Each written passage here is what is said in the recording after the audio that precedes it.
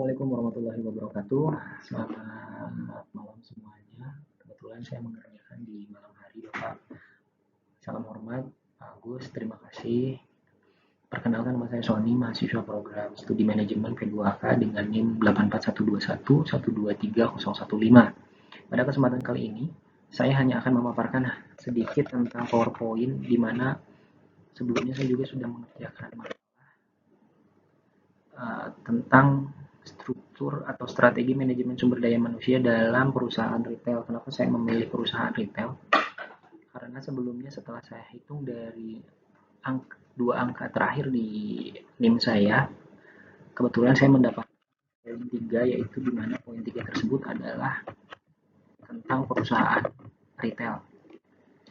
Nah, dari PowerPoint ini saya susun sebagai bentuk pemahaman saya terhadap pentingnya peran manajemen sumber daya manusia atau SDM khususnya dalam konteks dunia usaha retail yang sangat dinamis dan kompetitif pada saat ini. Materi yang akan saya bahas antara lain ada 4 poin saja, karena saya memaparkan hanya poin-poin yang menurut saya penting untuk dibahas, antara lain latar belakang, struktur organisasi, strategi perekrutan, dan pelatihan serta pengembangan. Dari latar belakang masalah ini, industri retail ini merupakan salah satu sektor yang sangat cepat berubah. Dinamika pasar, teknologi, serta pelaku konsumen yang terus berkembang menjadikan perusahaan retail yang harus gesit dan mengelola organisasi sumber daya manusianya. Dalam konteks ini pun, tingkat turnover karyawan yang sangat tinggi dan pelayanan pelanggan menjadi hal yang sangat krusial di perusahaan retail. Kenapa? Karena itu dibutuhkan perencanaan sumber daya manusia yang tidak hanya efisien, tetapi juga adaptif. Nah, hal-hal seperti struktur organisasi yang jelas ini juga salah satu cara untuk perekrutan yang modern, pelatihan yang berkesinambungan, serta strategi retensi yang efektif menjadi aspek yang sangat penting dalam mendukung kinerja retail secara menyeluruh nantinya. Dari makalah atau PowerPoint yang telah saya buat ini, mungkin akan menjawab bagaimana struktur organisasi yang ideal di perusahaan retail, bagaimana strategi rekrutmen nantinya seperti apa yang bisa menarik talenta terbaik untuk bisa masuk ke dalam perusahaan retail, dan bagaimana pula pelatihan yang nanti akan direncanakan agar efektif dan efisiensi sesuai dengan keinginan dari manajemen perusahaan tersebut, dan bagaimana loyalitas serta motivasi dari karyawan itu tersebut untuk nantinya.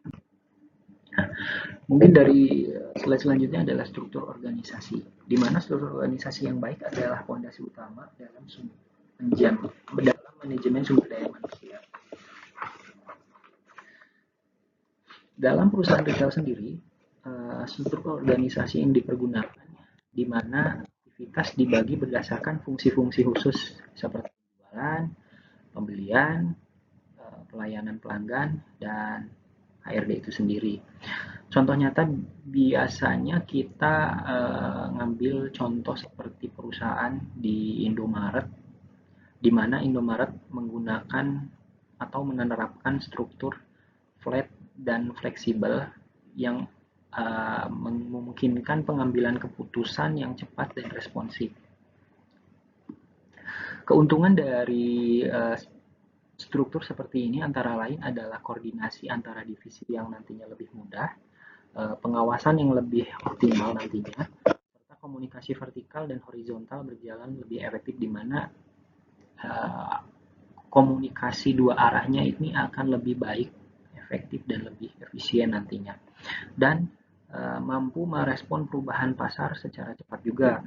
Nah, teknologi ini juga digunakan untuk memonitoring performa secara real time yang sangat membantu dalam efisiensi kerja sehari-hari.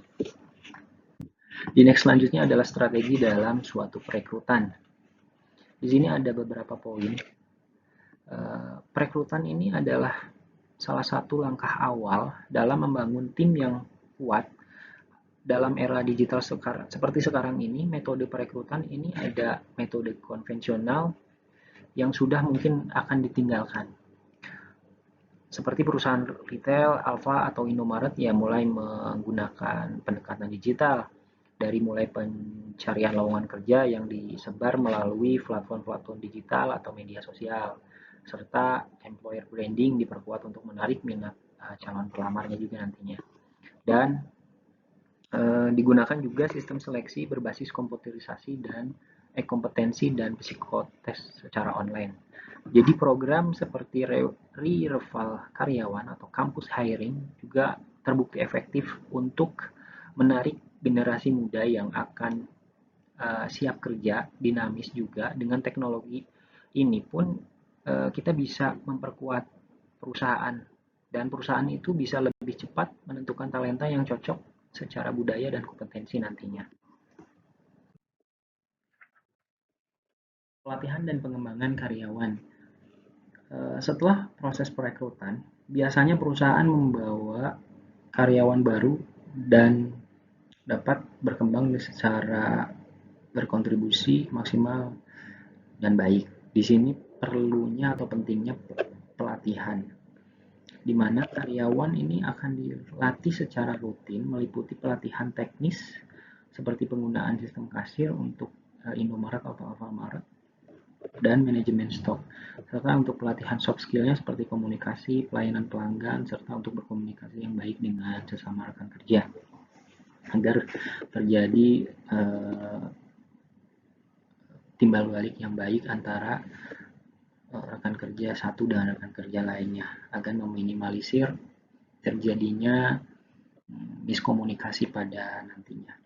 Serta metode pelatihan yang digunakan adalah metode on the job training dan e-learning yang fleksibel, di mana pelatihan ini tidak hanya meningkatkan kompetensi teknis tapi juga memperkuat motivasi dan loyalitas setiap karyawan karena merasa dihargai dan diperhatikan. Evaluasi dapat dilakukan dengan menilai dampaknya terhadap produktivitas nantinya dengan tingkat kepuasan pelanggan akhirnya.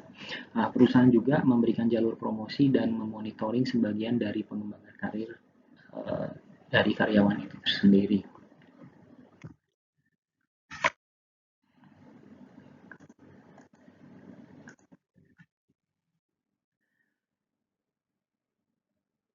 Mungkin dari PPT terakhir ini adalah kesimpulan struktur organisasi yang tepat ditingkatkan secara efisiensi perekrutan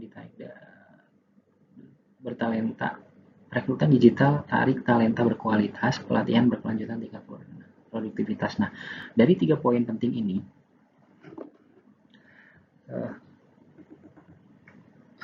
struktur organisasi yang efisien dan fleksibel ini sangat penting untuk mendukung perusahaan retail, karena saya pembahasan tentang perusahaan retail. Setelah strategi perekrutan digital yang adaptif ini akan mampu menjangkau dan memilih talenta-talenta yang terbaik, atau mungkin kita bisa meminimalisir atau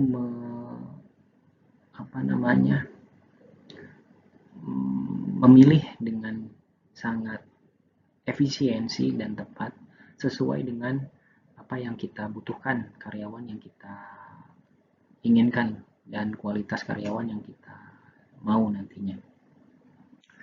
Nah, pelatihan dan berkelanjutan, tingkatan produktivitas ini meningkatkan kualitas dan produktivitas karyawan itu sendiri. Kenapa? Ketika kita melatih dan mentraining seorang karyawan, itu akan menambah nilai dari segi knowledge-nya karyawan, dari segi kemampuan karyawan untuk bisa meningkatkan produktivitas dan menekan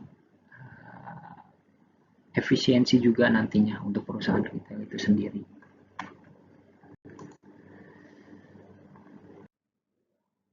Untuk slide terakhir mungkin dari saya hanya itu saja. Demikian presentasi yang dapat saya sampaikan. Saya menyadari masih banyak hal yang bisa dikembangkan dari PowerPoint ini dan dari makalah yang telah saya buat. Dan saya sangat terbuka untuk kritik dan saran. Mohon maaf atas kesalahan dan kekurangan selama presentasi ini. masih berlangsung. Sekian dari saya. Wassalamualaikum warahmatullahi wabarakatuh.